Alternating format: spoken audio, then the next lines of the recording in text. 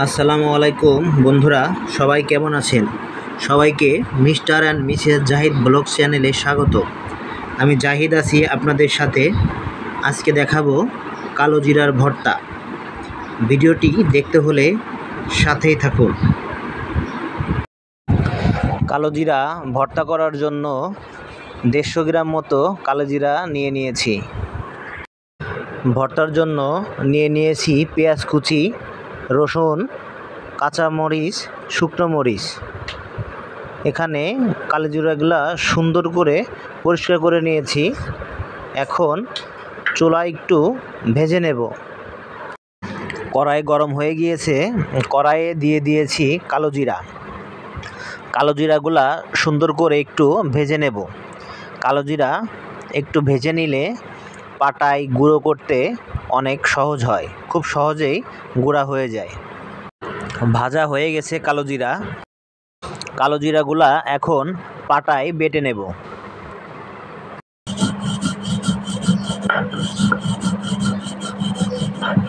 বেটে নেওয়া হচ্ছে কালো জিরা। খুব সুন্দর একটা ঘ্রাণ বের হয়েছে কালো জিরার। কড়াই গরম হয়ে গিয়েছে, দিয়ে দেব পরিমাণ মতো তেল। কালো জিরা ভর্তা করার জন্য মশলাগুলা সুন্দর করে ভেজে নেব। দিয়ে দিয়েছি 2টা শুকনো মরিচ।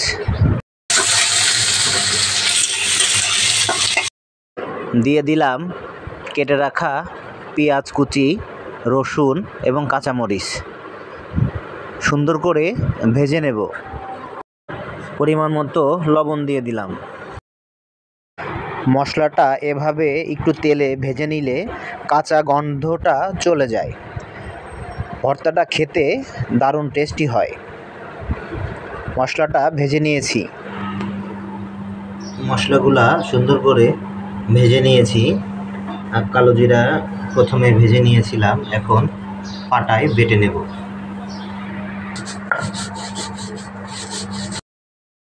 সকল রোগের মহা ঔষধ হচ্ছে কালো জিরা। পবিত্র কোরআনে কালো জিরা এবং মধুর কথা উল্লেখ করা হয়েছে। আমাদের নবী করিম সাল্লাল্লাহু আলাইহি সাল্লাম কালো জিরা এবং মধু খেতেন। বন্ধুরা, আপনারা এভাবে বাসায় কালো জিরা ভর্তা করে খেতে পারেন।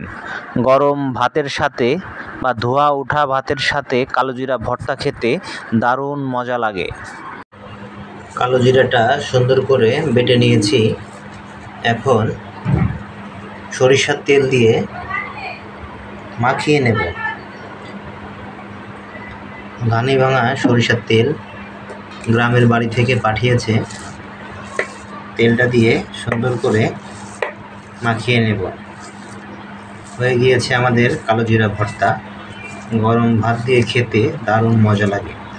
এভাবে কালো জিরা ভর্তা করলে একটু তিতা লাগে না। বন্ধুরা, যারা এখনও আমার চ্যানেলটি সাবস্ক্রাইব করেন নাই, প্লিজ চ্যানেলটি সাবস্ক্রাইব করে আমাদের পাশে থাকবেন।